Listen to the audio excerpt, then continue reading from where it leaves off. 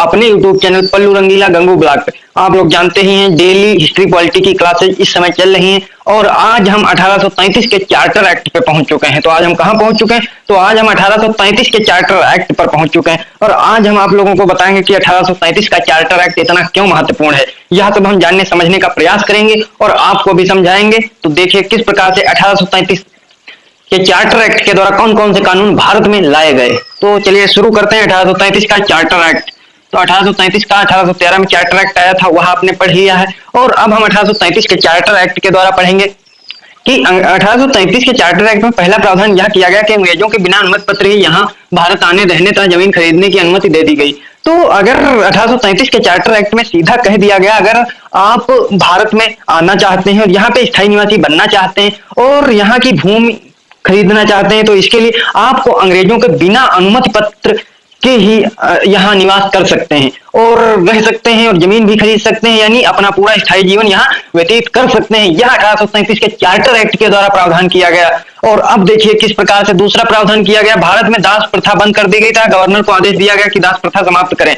और 1837 के charter act के द्वारा मैं आपको बता देना चाहता हूं कि जब 1837 का चार्टर एक्ट आया तो उस समय उसमें यह प्रावधान किया गया कि भारत में दास व्यवस्था को बंद कर दिया जाए और यह पूरा कार्यभार गवर्नर पे सौंप दिया गया और गवर्नर को आदेश दिया गया ब्रिटेन की संसद के द्वारा इस एक्ट के माध्यम से कि भारत में दास प्रथा को समाप्त कर देना चाहिए और समाप्त हो ही गई धीरे धीरे। और जो दास प्रथा का सहयोग करते थे उनके द्वारा अंग्रेजों को विभिन्न प्रकार से दंडात्मक दंड दिया जाता था। और देखिए किस प्रकार से दास प्रथा को 1837 के चार्टर एक्ट के द्वारा बंद कर दी गई और भारत में रहने आने और भूमि खरीदने का अधिकार विदेशी या अन्य लोगों को दे दिया गया। और क्या किया गया तथा चाय चीन के व्यापार के अधिकार को समाप्त कर दिया गया। जिस प्रकार से आप लोग पिछले एक्टों में पढ़ चुके हैं कि चाय और चीन पर कंपनी का एकाधिकार था, ईस्ट इंडिया कंपनी का, लेकिन 1837 के चार्टर एक्ट के द्वारा उसे भी समाप्त कर दिया गया ब्रिटेन की संसद के द्वारा। अब कंपनी का अधिकार नहीं रह गया चाय और चीन के साथ व्यापार करने पर। अब जो भी कंपनी चाहे चाय और चीन के साथ व्यापार कर सकती है। यह भी प्रावधान किया गया 1837 के चार्टर एक्ट के द्वारा। और गवर्नर जनरल की परिषद में कानूनी सदस्यों की नियुक्ति की गई और इसी के माध्यम से जो गवर्नर जनरल की परिषद थी उसमें कानूनी सदस्यों की नियुक्ति की गई और कंपनी के पदों से वंचित नहीं किया जाएगा। धर्म, वंश, जन्म स्थान, जिस प्रकार से अपने यहाँ विभिन्न प्रकार की जात, धर्म, संप्रदाय आपस में अलग अलग रूप में बटे हुए थे, पुराने समय में आज भी बटे हुए हैं, उसी प्रकार से विभिन्न धर्मों, जन्म स्थान, वंश के आधार पर सभी के कार्य बटे हुए थे। लेकिन इन सब का खंडन करते हुए अंग्रेजों ने सबसे पहले अच्छा काम यह किया कि वे जब कंपनी में पद देंगे तो वह यह नहीं देखेंगे कि वह किस जाति का है और वह यह भी नहीं देखेंगे कि किस वंश का है और यह वो इस पर भी वे प्रकाश नहीं डालेंगे कि किस वह जन्म स्थान पर पैदा हुआ। वह उसकी योग्यता के अनुसार जानने समझने का उसको प्रयास करेंगे और उस पे पद पे रहने की उसके अंदर योग्यता है या नहीं इस पर वे मुख्य रूप से ध्यान देने का प्रयास करेंगे। और जाति व्यवस्था जैसी कठिन कुरीतियों को समाप्त करने का प्रयास अंग्रेज करेंगे इन पदों के माध्यम से। वे यह नहीं देखेंगे कि वह किस जाति, धर्म, और ये अच्छी बात भी है क्योंकि जाति प्रथा और वंशवाद और इसी के आधार पर व्यक्ति के साथ भेदभाव भी नहीं होना चाहिए, इसी से देश का विकास होता है।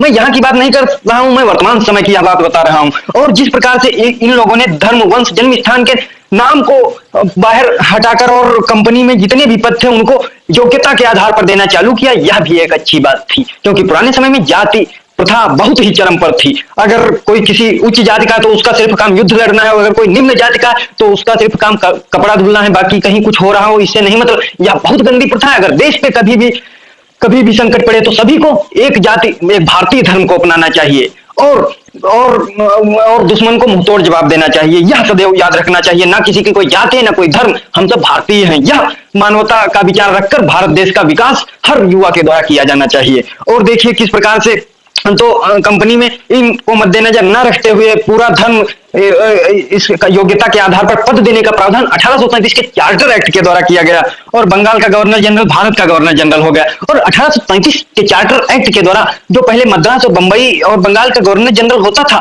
वह अब पूरे भारत का गवर्नर जनरल हो गया। उसको अब ना कि बंबई और मद्रास में कानून बनाने का अधिकार दिया गया बल्कि उस गवर्नर को, जो भारत का गवर्नर जनरल था, उसको पूरे भारत में कानून बनाने का अधिकार दे दिया गया ब्रिटेन की संसद के द्वारा। और यह आपको याद रखना है कि भारत का प्रथम governor general Lord William Bentinck था। तो इन्हें लॉर्ड वुड कहना तो बेकार की बात है, इन लोगों ने लॉर्ड की तरह काम ही नहीं किया।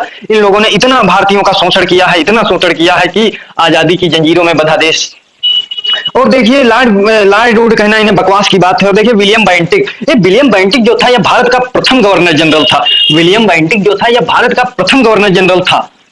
और और इसे अब पूरे भारत पर नियंत्रण रखने का अधिकार ब्रिटेन की संसद के द्वारा दे दिया गया। और अब देखिए मद्रास बंबई में कानून बनाने की शक्ति को समाप्त करके भारत में गवर्नर जनरल को पूरे भारत पर कानून बनाने का अधिकार 1835 के चार्टर एक्ट के द्वारा दे दिया गया। और परिषद यानी उसकी जो परिषद थी उसको दे दिया गया। और हमने पढ़ लिया है 1835 का चार्टर एक्ट। और अब हम आगे पढ़ेंगे 1853 का चार्टर अधिनियम। इसी प्रकार से हम आगे बढ़ते हुए पूरी पॉलिटी राज व्यवस्था को समाप्त करने का प्रयास करेंगे। तब तक देखते रहिए पल्लू रंगीला गंगू ब्लॉग। मिलेंगे अगले वीडियो में, तब तक के लिए धन्यवाद। लाइक शेयर एंड सब्सक्राइब जरूर करें चैनल को। नमस्कार।